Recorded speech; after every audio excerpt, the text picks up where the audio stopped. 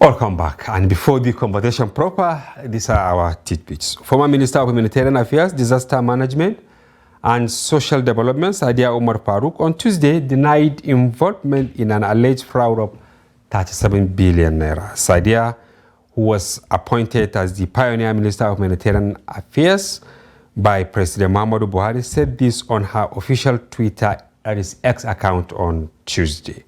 The tweet was titled, "The Attack on My Person," in response to an alleged 37.1 billion naira probe by the Economic and Financial Crimes Commission.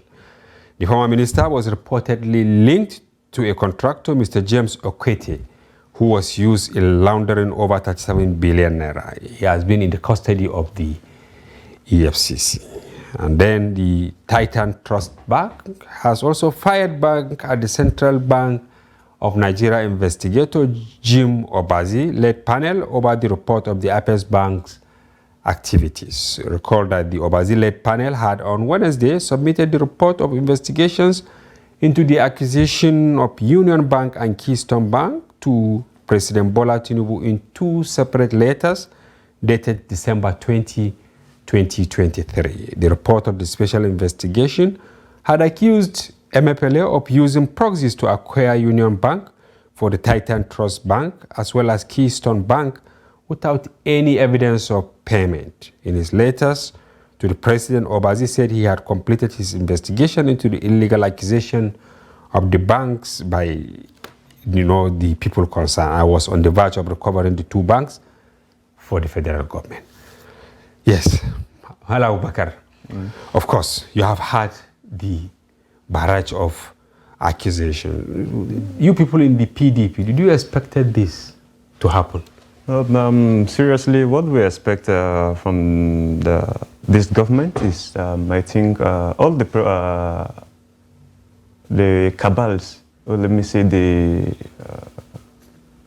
the cabinet of the former president need to be investigated seriously, because we've been thinking of what needs to be done in this country. Then we now see that when this government came into power, we expect the government to investigate, to have a proper investigation of what transpired during the previous government. During the previous government, and then we've been seeing that it's only that the former president, governor of the CBN, is the first person that was sacked and investigated. Why? But my thing is due to some reasons. Maybe he has a personal beef with the government. That is the reason why he is investigated. Okay. There are a lot of people need to be investigated in this government, which they are not being investigated. So we always felt there was a time that we began to talk, this is what needs to be done. But people see it's just because we're in the opposition party. That's the reason why we've been saying this. Mm-hmm.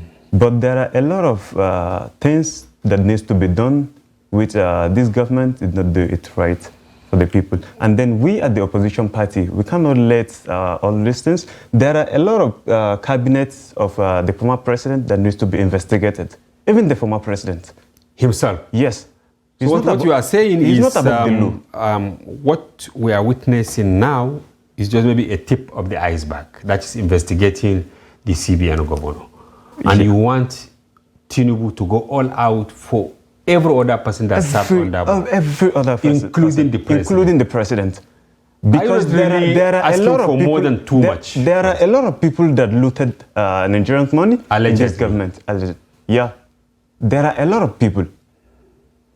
But we see that there's only this former minister, That's and then affairs. I was seeing something that of 37 trillion, 37 trillion billion. Billion, yes. For what reason? There are a lot of people that need to be investigated. If we wanted to get it right in this country, there are a lot of people that looted alleged Nigerian money. A lot of people beyond their expectations. Going back to pre-2015.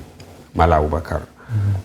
Mm-hmm. The Buhari government, they were talking about, this was before election, talking about probing the administration of Goodluck Jonathan, and even those before it, that they were full of corruption and all that. And that was what they actually used during campaign to get the buy-in of Nigerians.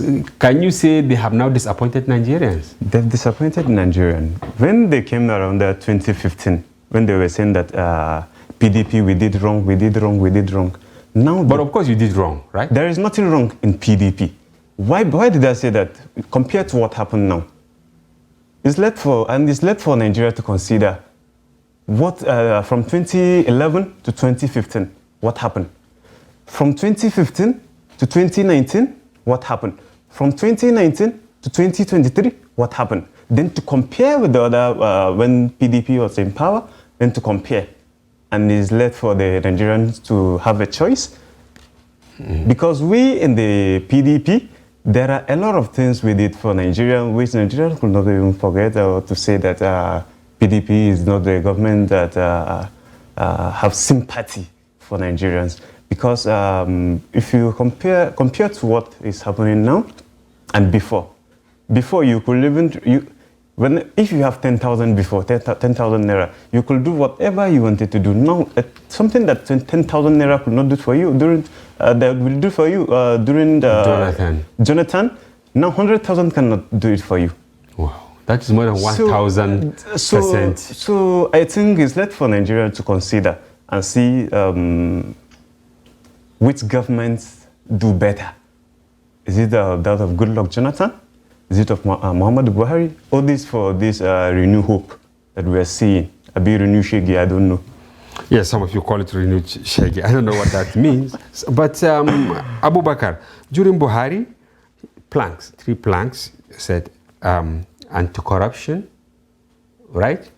Insecurity, and then revamping the economy. If you were to rate the 8 years of the previous government on, let's start with anti-corruption. Anti-corruption, I think from the part of corruption, I think there are a lot of things that happen for the corruption. If you could see, person that will allocate over billions of nairas, trillions of nairas. I think compared to when the PDP was in power, and then this one, this of APC, I think if you compare with, I think you need answer. You don't need an answer. You need to give yourself an answer. What is on the surface is enough to convince someone that we are worse off. That's what you are trying to say. What I'm trying to tell you is that compared to what happened before and now, you don't need an answer. We don't even need to compare them. There is not any comparison. Then what about on insecurity? Because they pledged to secure Nigeria. Then you see, what did they do? During Buhari, former president regime, there are a lot of people being kidnapped, raped, and other things. So I don't think if there is anything that they did about the insecurities. A lot of things happen. And then the economy. No. See what is happening now. Check out the economy, what we have been doing before. Check the economy before. What I'm trying to tell you is that I wanted to check the facts and figures, and then to have, then you will calculate which during PDP, when PDP was in power, and then of APC, then you take it. You didn't even need a serious answer, I don't think, if you compare. Now, a few days ago, it was reported that Godwin Emiefele opened more than 500 accounts in 3 countries. 593 accounts. Yes, in US, UK, and in China. But you can see he responded that there were mere allegations. That is the reason why I told you earlier that when we've been saying this, if I could remember what Honorable Gudaji Kazori was saying, that if you could remember, there was a time that Nigerians are saying, is this House of Science? Is this real? Is this money real? Yes, many people describe him as actually somebody who's not in stable condition. But now you can see. what is happening now. 593 accounts. And could you, there is something I'm even thinking, that's the reason why I say all the cabinet of a former president needs to be investigated. Why? Because he cannot do that thing alone. He cannot. There are a lot of people that has this case. A lot of people that has the same case of Emiefele. It's only Emiefele that you heard. And the issue of Emiefele is different. Emiefele has a personal beef with the government. Because why do you think he has a personal grudge with changing of the naira note? So Tinubu was not happy? Yeah, he was not happy, totally. And that was why he went for him? Yeah. Do you think that, assuming Emiefele did not change the currency or whatever, meaning that he will have gone free with all what he did?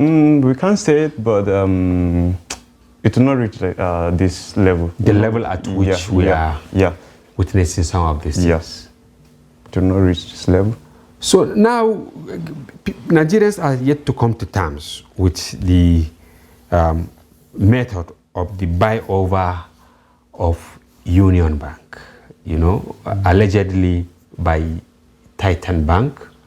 And Titan Bank was also traced to Emiefele. Why do you think officials of government are actually allegedly betraying the trust given to them by the people?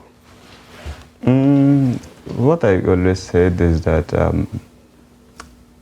people seriously need to be careful of who you will give a mandate to. First, not everybody that just bring out money, say, okay, we are running for this. This is what we wanted to do. They have to show you what have they done before coming into the government first, before thinking of, okay, when we came in, then we'll continue with this.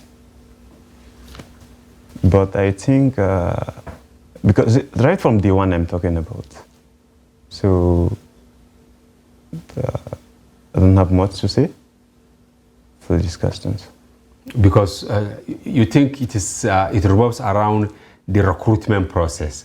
Maybe before you get people to power, you should check their moral values, the trust, professionalism, and all that. Yeah, that is the reason why, from my part, you see His Excellency Elijah Atiku Abubakar, he was a person who pledged to unify the country. And he has a blueprint agenda for the country. That is why I say today, tomorrow, next tomorrow, until world can, I'm together with him. And concerning his own aspiration, if he will aspire, let's say 2027, I'm together with him. Because I so much believes in his own policy. He has a blueprint agenda, and he has... Even though it's not really time for campaign, yeah. But are you now worried that it is a report of an investigation which has been submitted to the president and it is already in the public domain? Do you think it's actually normal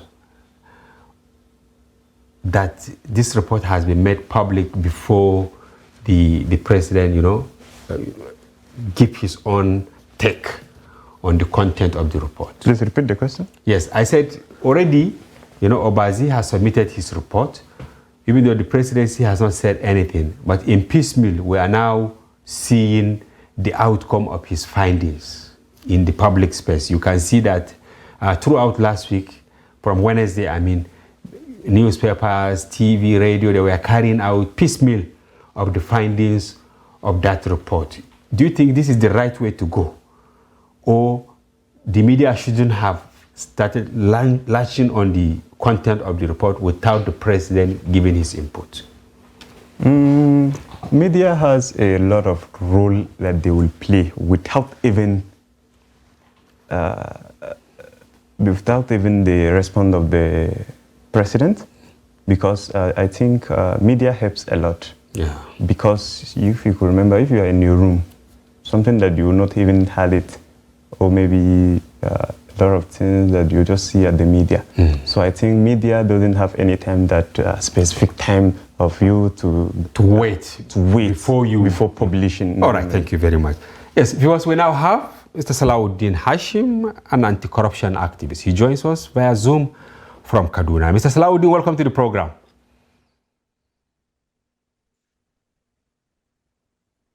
Thank you very much for having me, and sincere apologies for joining later. Network glitches. No problem. We thank you for joining. I've been discussing with Abubakar Sodangi. He's actually a member of the People's Democratic Party.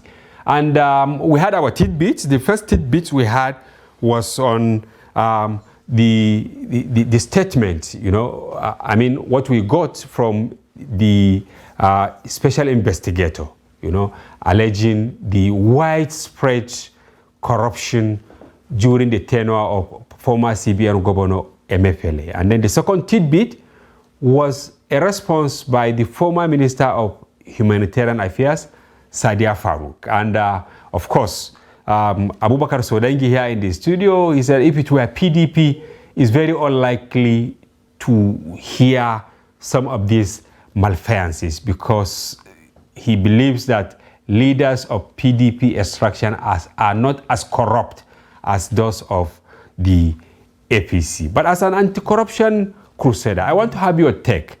Did the outcome of some of these findings by the Obazi committee came to you as a surprise? I thank you very much. I think, again, some level of political robbery, if you like to say, that littered, unfortunately, and dwarfed the the former president, Muhammadu Buhari. And you know too well, for a very long time during his presidency, that he actually suffered health issues, and a lot of the time he also had some limited physical capability to attend to public functions, and this actually gave open-ended access to cabinet members who unfortunately didn't share his anti-corruption mantra. And this in itself contributed largely to the kinds of findings that we have seen creeping up very recently. And again, for me, I had thought that those kind of findings should have actually first started by invitation to those people who were fingered, and some level of interrogations can come in, and then afterwards there can be some sort of prosecution. But again, we started with some level of public trial of these guys, which I think is quite unfortunate. So having said that, I think it is also important to also put on the table that over $30 billion supposedly must have went missing. And you recall that I, for one, sat for 8 years behind the anti-corruption corruption perception index that actually consistently flashed to the president and to the cabinet members where leakages and wastages and where gaps were ongoing and where they should actually respond to. But of course, were then consistently attacked then by the then Minister of Information, Lai Mohammed, who tagged Transparency International at that time as an enemy of the state consistently, because we have always flagged where gaps and leakages were coming up. Of course, again, this report then has supposedly clearly espoused some of those red flags that we flagged to the president for 8 years. And I think it is quite unfortunate, because the president was actually not very deliberate in terms of his efforts to combat the entire system. And I'll give you some quick analysis. One is the fact that how we looted some of the loot we recovered from by an anti-graft agency, supposedly at that time, was actually a big slap on the administration. It was actually.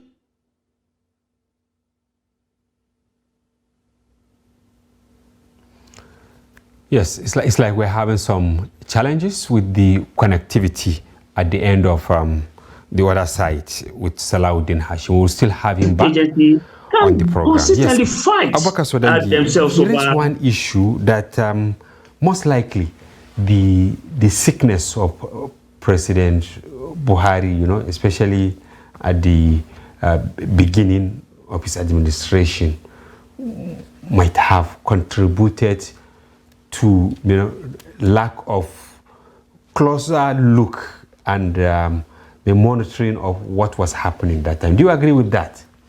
No, anything about concerning the issue of Buhari. What I know is that I think Buhari doesn't have a blueprint agenda for this country. The agenda he has is to become the president. That his goal was to become the president, and nothing more. There is nothing more.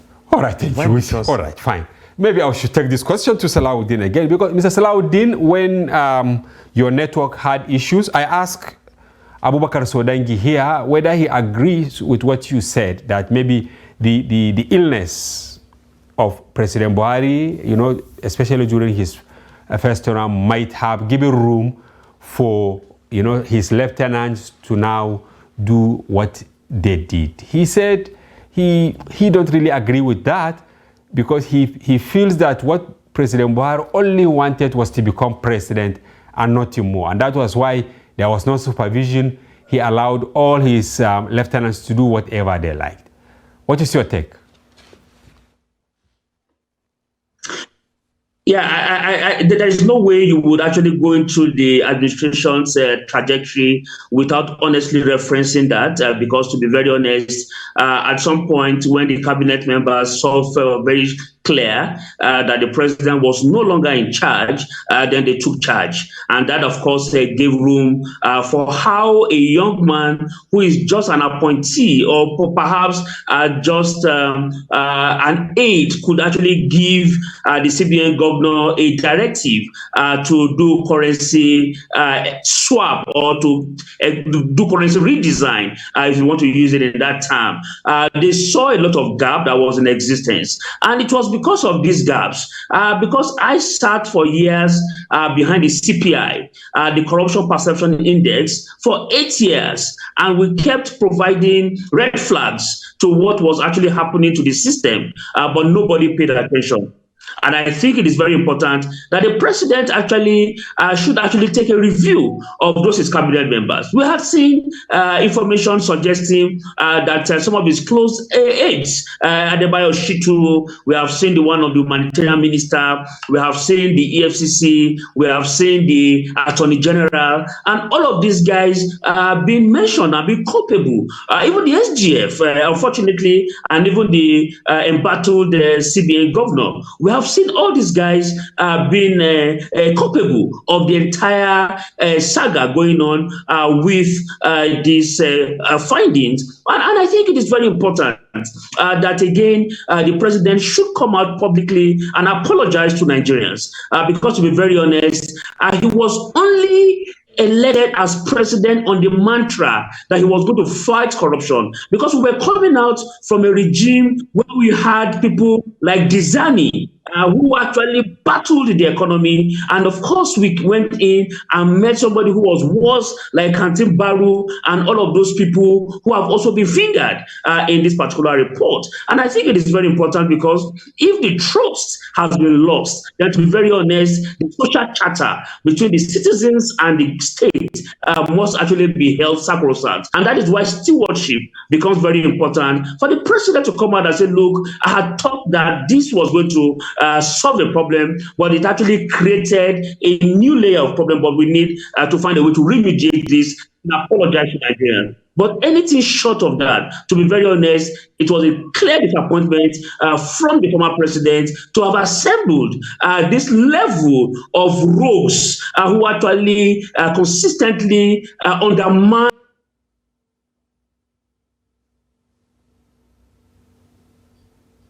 Yes.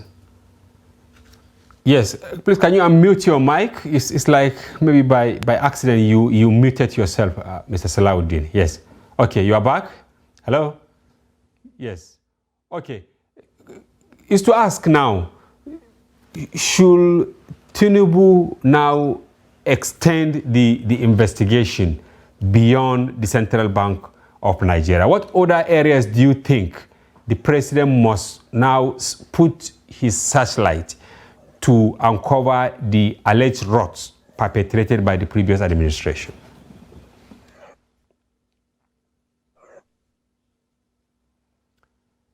Yes, it's like, hello? I think we should go straight into the activities of the proceeds of crime, all the loots that were actually recovered, and do an audit on all of those loots and let us know exactly how much came in and how much we actually have used for purposes of legacy projects as signed off by that particular project. I think it's very important that we do that. Secondly, we should go to the humanitarian ministry. You recall that at that time was the height of Boko Haram insurgency, and there is a lot of blood money that went into the humanitarian ministries. Monies that were actually meant for interventions to actually provide palliative, to provide restoration, to provide rehabilitation, to provide restitution to people in distressed location, but ended up in private buckets. I think it is very important that we put a searchlight on that. We should put a searchlight on the school feeding program. A lot of money went in there. The kind of rocks that also had actually permeated the entire school feeding activity and programming required that we pay some level of additional attention to that. That for me is very fundamental. Our power industry, we need to pay a lot of attention to it. What has happened to subsidy payment? Mekantin Baru and his cohort and his proxies should actually explain to Nigerians how much was paid in subsidy, how much was actually used for purposes that it was meant for, and then of course what are the entire associated connection. Because to be very honest, if you look at Code of Conduct Bureau, Code of Conduct Bureau should be able to tell us, except of course for where individuals have actually declared in anticipation of procurement, what was. Yes, yes, we lost Salahuddin Hashim, but certainly we will have him back. But before then, we'll take a short break. Don't go away. We'll be back shortly. Welcome back. If you are just joining, this is Daily Politics on Trust TV. Do well to follow the conversation across our social platforms on Facebook, Instagram, and watch us live on YouTube. We still have via Zoom Salahuddin Hashim, an anti-corruption activist who joins us from Kaduna, and in the studio here is Abubakar Sodengi, a member of the People's Democratic Party. Before we went on break, of course, you earlier mentioned that the president should extend his dragnet to the cabinet of former President Buhari. Okay. Now, Salahuddin Hashim mentioned prop of the school feeding program. Some people were really surprised that even when there was COVID, children were in school, billions of naira were said to have been spent for feeding of these school children. Can we say some of these actions by those in position of authority is just outright onslaught on the system? Unfortunately, that time that they say, okay, they will feed the children in the school, I was very happy with the program. But along the line, I see nothing such as things mentioned that they did for students in school. I don't see anything. There is no anything such that they assigned her to do. So at the beginning you were happy, but when you saw how the program was being implemented, you became disappointed. Whoever see the approval of that program will be very happy, because there are a lot of people that are dying of hunger. There is nothing. There is even, in fact, even the school that they are going, the school fees. In fact, there are a lot of students that are facing a lot of challenge, but. Then if you see a program that, okay, they will feed a poor man student, I think you'll be very happy. But along the line, I see nothing like programs. But corruption. Now, how did you felt when children were at home, you know? But when the minister was asked that time, she said that they followed the children. You know, they followed them with the food to their families. No. Unfortunately, it's not true. I don't see anything that they follow anybody. But where are the leaders getting the courage to now defend themselves? Because on Tuesday, the minister, you know, on her X account, former Twitter, as we read in our tidbit, she said that she has spoken to her lawyers to prepare grounds because she's dragging the EFCC. Imagine a country like Nigeria. You stole Nigerian money? Allegedly. Alleged Nigerian money, 37 billion, and you were talking that you have a lawyer. God forbid. I always feel and I felt that Nigeria needs a lot of leaders who have courageous and conviction that will set up this country, because right now this country, we're in a serious problem. Just the way that you do not quite agree in total with submission of Salahuddin Hashim in respect to the illness of President Buhari, right? Because to you, whether he was healthy or not healthy, that shouldn't give room for people to steal with impunity, allegedly. He too, you know, he is like, he is not in agreement with your submission also. Yeah.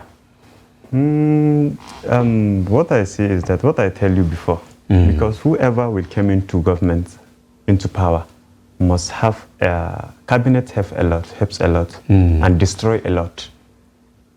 When you have a vibrant people who are willing to work for the country, we will work perfectly. If you don't have, we will go back to the wrong way. So what you are saying is, it is not necessary that you must have 100% people who work for your emergence to now compensate them with political appointments. No. We should go beyond that. Yeah.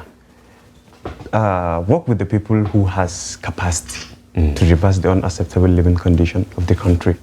Not what do you do for me, what do you offer for me during campaign. That's where we'll be getting it wrong.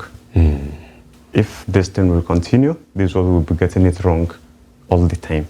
Yeah. Because we need, this country is serious, needs good leadership, people that are willing to work for the benefits of the poor man, not for the benefit of their own interest. Yes. So if you will look for the people who have competence, capacity, transparency, you keep that who works for me to compensate them. There are other ways that you can compensate them, a lot. Not at the detriment of service delivery. The other area which Salahuddin Hashim mentioned was actually where you spoke of, you know, probing the people openly, just the way the media is actually latching on all the areas. He said that is mere media trial.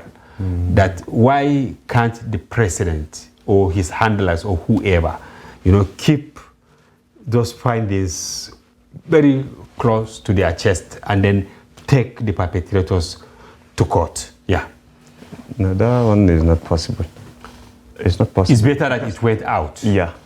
Is it that you think maybe the public sentiment will now push President Tinubu to act instead of the normal, you know, submission of reports that will just be kept in the cabinet, and before you know, people will move on. They have forgotten about that. Yeah, because there are a lot of people that are alleged with Nigerian money, but you won't even hear their names. Those are recent that you say, okay, you're hearing Emiefele's name, all viral. Emiefele. I think that there's not any single human being in this country that don't know what is going on with Emiefele. And not that of Sadia. Yes. Just the day before yesterday, I think. Yeah. So if not because of the media, I think they will just keep quiet and settle that within themselves, which is very wrong. So it's better for the entire people of the country to see what is happening. Do you think Nigeria has the strong laws to, avoid or reprimand people from engaging in outright corruption? Or we need to revamp our laws completely? Or it is in the implementation of the laws that we're having issues? Yeah, it's from the law. The laws are faulty? Yeah. How do you mean?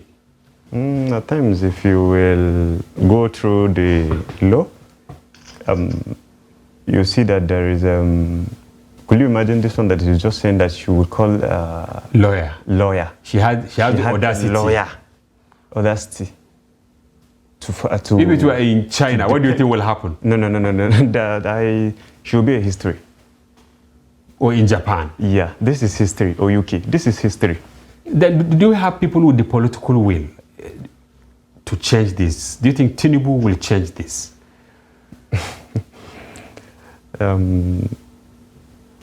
I can't say yes. Meaning it is no? It is not, no. Because there is a will in there. Because what will give you hope is when he came in. Could you imagine what's happening before? How much are you buying things? How much are you buying fuel? How much are you buying now? But he said that correcting the wrongs of the previous administration will take, a bit of pain before the economy will stabilize and people will now start feeling the impact of some of the decisions he has taken. Or you think maybe price of fuel will not come down, corruption will not go down, and whatever? We can't say that. This is not what we are praying for. We are praying for a good governance, irrespective of your political party. You need, you see from us, from the PDP, I think PDP is a party that has human sympathy, that did a lot for the poor people of this country. So, because I'm in PDP, I have to even give hope. I say, okay, let's see what will happen in this government. But from the beginning, I see nothing. But we're not praying for the ending. There was this issue during the Buhari administration, especially in the aviation sector. The much touted Nigerian air. Do you foresee another special investigator for the Ministry of Aviation? There is no any investigation. You don't think? There is no any investigation. Why? No, I mean, do you foresee Tinubu putting or assigning someone to investigate what happened in the aviation There is sector? not. Why are you saying this? There is not. If there is, as you said, media, whatever you will do now, media will, you see that the media, before seeing it anywhere, you see that the media first. So the silence... there are a lot of silence, which I think in a few months, you will not hear about it again. Bringing Ethiopian airline, paint it to Nigerian air. That's a high-profile graft of sort. That's what people are saying. And you are now saying that you are not expecting the president to act. Is it that maybe the president has special affinity with the former aviation minister, or you think he has achieved his aim by actually demystifying Emiefele from the CBN? Yeah, like I told you earlier, Emiefele has a different case with the president. As I told you, the naira redesign, which I think, if not because of the I'm not here to talk about INEC. I could have say a little, but I'm not here to talk about the INEC. Yes, but we're talking about how corruption is being aided directly or indirectly. So you can feel free and talk about anybody. Okay, if not because of the compensation between him and the INEC chairman, because I didn't even so much believe that he won the majority vote of the people. Because if you could hear his own, I think, vote of thanks, he said that he knows many people did not vote for him, but they are disappointed. Their candidate is not where he is now. Who voted for him? Please. Who voted for him? I don't believe that the majority of Nigerians vote for him. I don't believe it. So you think he doesn't have the political will to pursue some of these issues to conclusion of the case and to prosecute people? So let's see. We see there's Emiefele's answer there. Let's see the next. Now you have seen at the time when many issues around Emiefele were being excavated, he was released from the Kuje prison. Was that a surprise to you? It's a surprise. Even though, you know, he was kept and he was granted bail based on different, you know, allegations against him. None of these issues, you know, were being discussed before, you know, his incarceration at the Kuje prison. Yeah, because him leaving Kuje's prison, I think, maybe, okay, he's Nigerian. Maybe in the next few months, you know, here, Emiefele again.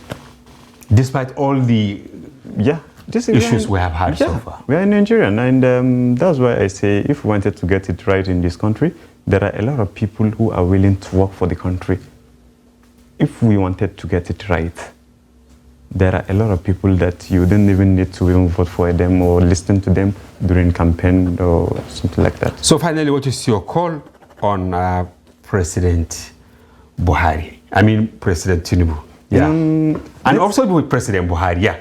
Because I heard the president, you know, before he leave, saying that nobody should even approach him with what his lieutenants, you know, did. But you are here saying that he too should be prosecuted. Then let's go back to the law. Is he whatever the law says? Yeah. Irrespective of the threat issued by former President Buhari, because he said nobody should approach him. Because there is not single cabinet in Buhari's government that need to go free. Okay. Thank you very much. I think we have to round up the program now because we have exhausted our time.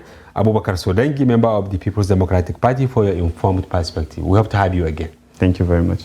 And we also are sincerely sorry for our inability to rejoin with Salahuddin Hashim, an anti-corruption activist. And we wanted to actually have him so that he can correct the issue, especially in the oil sector, when he mentioned Maikantibaru, not once, not twice, not 3 times. We think he, you know, was referring to the incumbent leadership at the NNPC because Maikantibaru is actually dead. But we hope you accept our apologies and then our inability to rejoin with him to clear the air on this. And that's a wrap on today's package of the program. We sincerely hope you enjoyed the program. Do follow us again as we continue to bring you more interesting programs, and see you tomorrow for another interesting package. Bye-bye for now. I'm Hamza Idris.